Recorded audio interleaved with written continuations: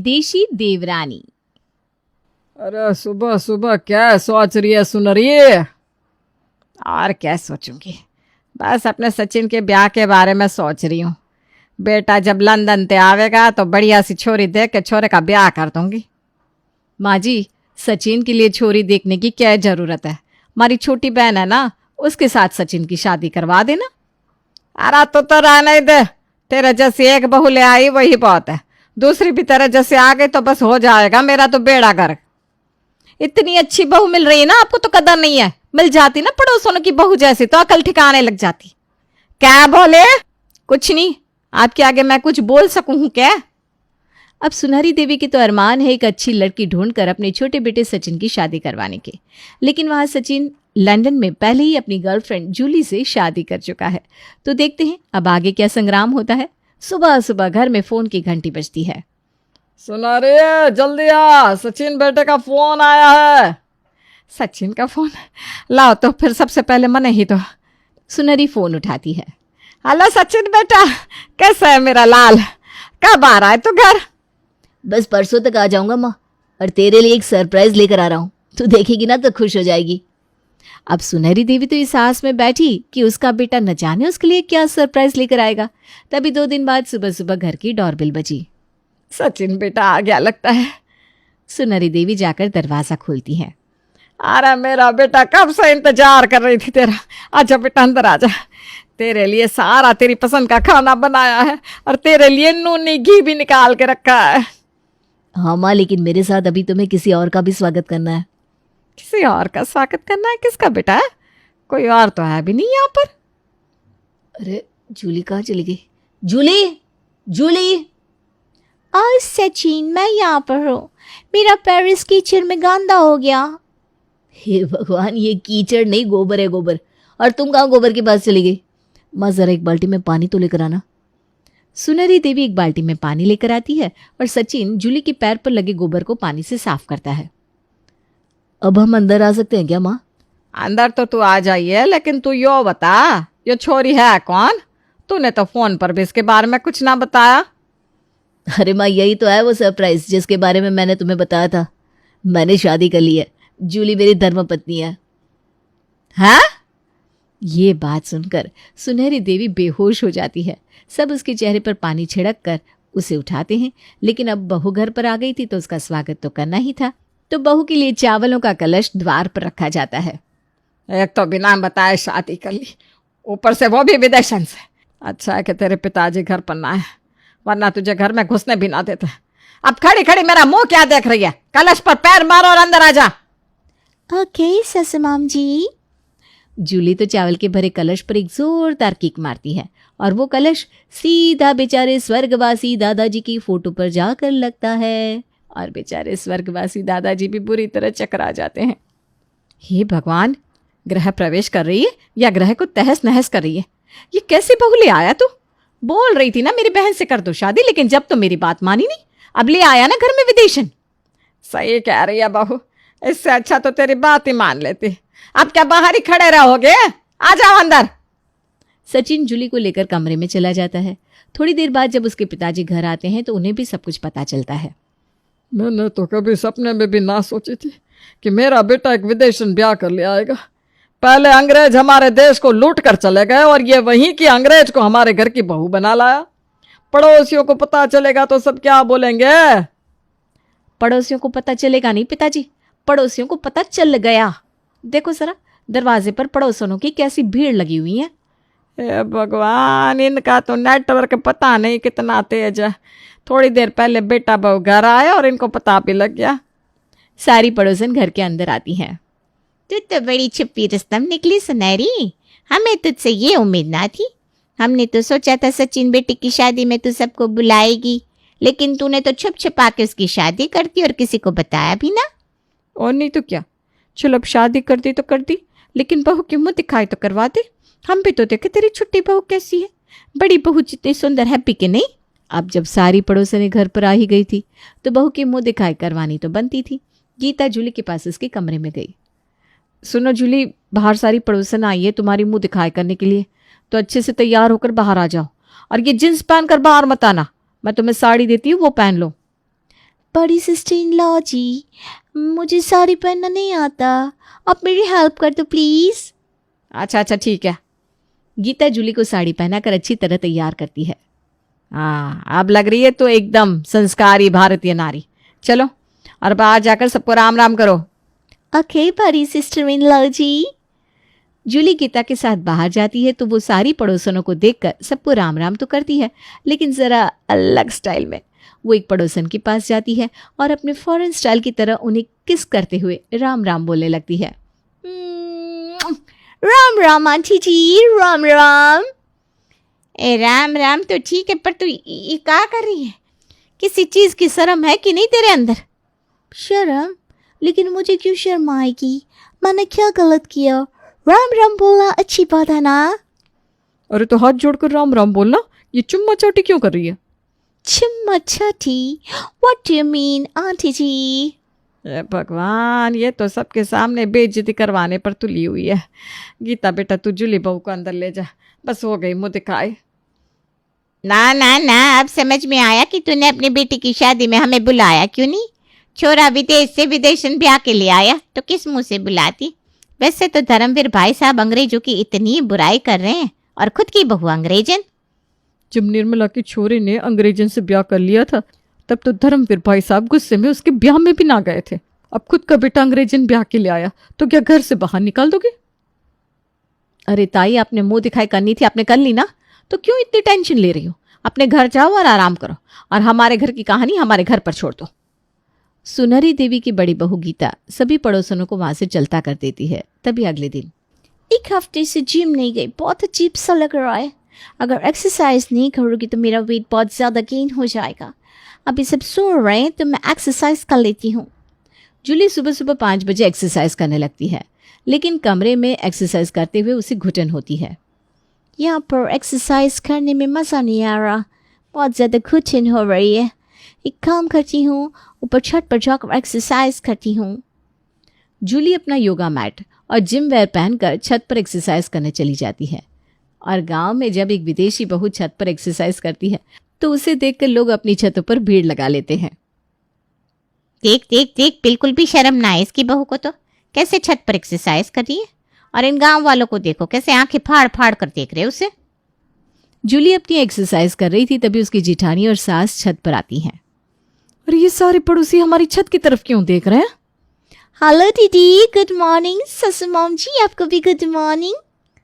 हे भगवान, इसके ऊपर तो हमारी नजर ही ना पड़ी। ये भी समझ में आया कि सारे पड़ोसी हमारी छत की तरफ क्यों देख रहे हैं। अरे तू चल नीचे चल, पूरे मोहल्ले में हमारा मजाक बनवा दिया। मजाक? पर मैंने तो कोई फनी बात नहीं कही ससु मॉम जी।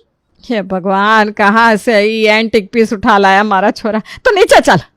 सुनहरी और गीता जूली को नीचे लेकर आती हैं। खबरदार, जो आज के बाद तू छत पर ऐसा गई तो, ये गांव है तेरा, विदेश ना है। यहाँ पर हर किसी की शर्म रखनी पड़ती है।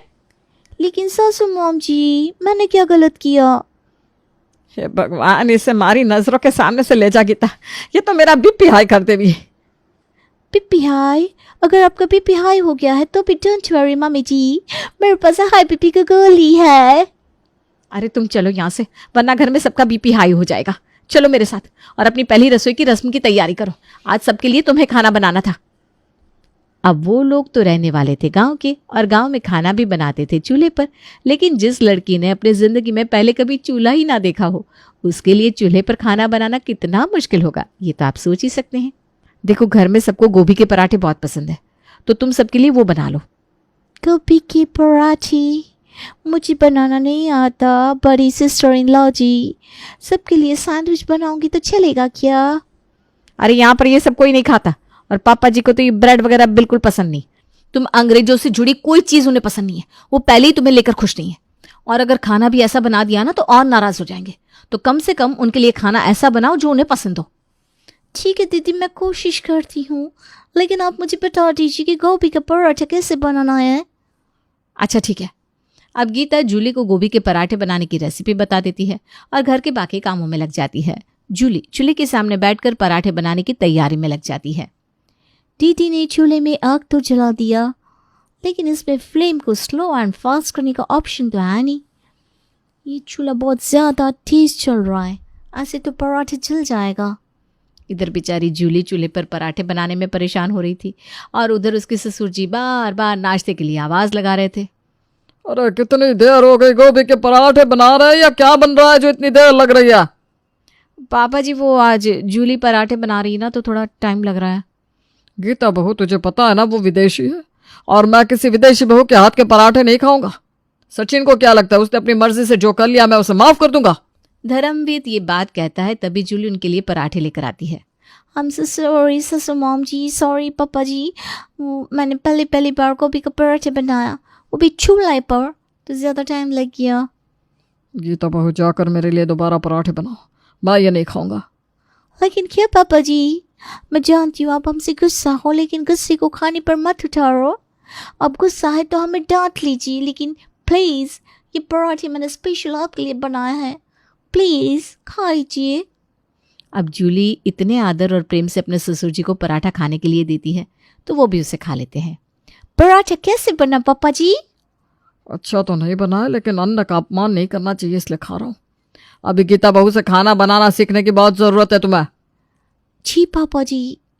अब जूली जैसे तैसे सबको अपने हाथ का नाश्ता तो करा देती है। तभी अगले दिन, माँ जी मैं ज़रा भैंसों के पास जा रही हूँ, थोड़ी देर में आ जाऊँगी। अरे अब जा रही है तो जूली को भी अपने साथ लेकर जा, उसने भी तो भैंसों का काम सीखना है। अरे लेकिन वो बहुत परेशान हो जाएगी माँ जी, भैंसों को संभालना कोई आसान काम थोड़ी ना है। आसान काम ना है, फिर भी सीखना तो पड़ेगा ना, ऐसे ही थोड़ी ना अपनी बहू के रूप में अपना लूंगी उसे। अब सुनहरी के कहने पर गीता जूली को भी अपने साथ भैंसों के पास ले जाती है। ओह माय गॉड, बड़ी सिस्टर इन लॉ जी, यहाँ पर कितना ज़्यादा बदबू आ रहा है, हम यहाँ पर क्यों आए? क्योंकि हमें यहाँ की सफाई करनी है और दूध भी निकाल कर ले जाना है। व्हाट? आपके यहाँ पर पैक्ड मिल्क नहीं मिलता? ऐसा नहीं है, मिलते हैं, लेकिन जब हमारे घर में भैंस है तो हम बाहर से दूध क्यों लेकर आए? और वैसे भी पापा जी को ये पैकेट वाले दूध पसंद नहीं है, इसलिए खास उनके लिए घर में भैंस है। भैंस के दूध से हम दही घी सब बनाते हैं। अच्छा ये सब छोड़ो और वहाँ से सफाई करनी शुरू करो। ओके बड़ी सिस्टर इन लॉ जी। अब जूली बेचारी पहली बार ऐसी जगह की सफाई कर रही थी, लेकिन सफाई करते करते उसका पैर गोबर पर पड़ता है और वो उस पर फिसल कर पूरी तरह गिरती है। उसे देखकर वहाँ बंदी भैंस भी हंसने लगती है। ओए आउच, बड़ी सिस्टर इन लॉ जी मैं गिर गई। हे भगवान, मेरा हाथ पकड़ो और उठो, ज्यादा लगी तो नहीं ना तुम्हें? लग तो गई है but I am fine. Geeta Julie को घर लेकर आती है और उसके पूरे कपड़े गोबर में सने हुए देखकर उसकी सास हैरान रह जाती है। अरे यो क्या कर लिया, तू भैंस के तबेले की सफाई करने गई थी या खुद गोबर में लिपटने गई थी? यो क्या हाल बना के आई है? अरे माँ जी वो तबेले की सफाई करते हुए जूली का पैर फिसल गया, इसलिए ऐसा हो गया। तुम अंदर जाकर नहा लो जूली, और आज थोड़ा आराम कर लेना। ओके बड़ी सिस्टर इन लॉ जी। जूली नहा धोकर अपने कमरे में जाती है। तभी सचिन उसकी हालत देखकर कहता है, मेरे चक्कर में तुम्हें क्या क्या करना पड़ रहा है जूली, वरना लंदन में इतनी अच्छी लाइफ थी तुम्हारी। तुम चाहो तो मैं तुम्हें वापस लंदन लेकर चलता हूँ। नो सचिन, मुझे यहीं पर रहना है। यहाँ पर रहकर मुझे तुम्हारे घर वालों का दिल जीतना है, और सच में यहाँ पर रहने में मुझे जितना मज़ा आ रहा है उतना मज़ा लंदन रहने में कभी नहीं आया। मुझे पता है, मुझे बुरा ना लगे इसलिए तुम ये सब कह रही हो ना। नो सचिन, मैं बिल्कुल सच कह रही हूँ। यहाँ पर मुझे डांट तो पड़ती है, लेकिन मैं जानती हूँ सब मुझसे प्यार करते हैं। बस सब हमसे नाराज़ है इसलिए प्यार दिखाते नहीं। लेकिन तुम चिंता मत करो, मैं सबका दिल जीत कर रहूँगी। पहले तो जूली हर काम में बहुत गड़बड़ करती थी, लेकिन धीरे धीरे वो गीता से सारे काम सीखने लगती है। तभी कुछ दिन बाद वो सुबह जल्दी उठकर अकेले ही तबेले में चली जाती है। देखो प्यारी भैंस, पर तुम्हारा दूध निकालने आई हूँ। तुम मुझे किक बिल्कुल नहीं करना। तुम सबको किक मारती हो, पर प्लीज मुझे नहीं, ओके? जूली जैसे तैसे भैंस का दूध निकाल कर घर लाती है। अरे इतने सुबह सुबह कहाँ से आ रही है? ससुर मॉम जी, मैं भैंस का दूध निकालने गई थी और उसने मुझे किक नहीं मारा। मैंने अच्छी से वहाँ पर सफाई भी कर ली। अरे वाह, चलो अच्छा है, धीरे धीरे कुछ तो सीख रही है। जूली धीरे धीरे सबको खुश करने की कोशिश करती है। तभी उनके घर कुछ दिन बाद उसकी ताई सास आती है। क्या ज़रूरत थी इस विदेशन को अपनाने की? पहले ही कहा था छोरे को बाहर मत भेज, और भेज भी रही है तो जरा लगाम कस के रख। ये विदेशन बहू कभी घर बसा सकती है क्या? अरे जी, अब छोरे ने ब्याह कर लिया तो कर लिया, धीरे धीरे सब सीख रही है, आप चिंता ना करो। अब ताई सास तो आई थी घर में दरार पड़वाने, लेकिन जब सुनहरी को ये सब बोलकर काम नहीं चला तो वो जूली को भड़काने के लिए उसके पास पहुंच गई। कितनी सुंदर बहू ढूंढ कर लाया है महाराज सचिन बेटा, और सुनहरी कैसे तेरी बुराई कर है। यहाँ पर क्यों अपनी जिंदगी बर्बाद कर रही है? अपने लंदन में जाओ और आराम से अपनी जिंदगी जी। इस गांव में कुछ ना रखा। मैं तो कहती हूँ जितनी जल्दी हो सके यहाँ से निकल जा, वरना कल को ये सुनहरी तुझे कहीं जाने ना देगी।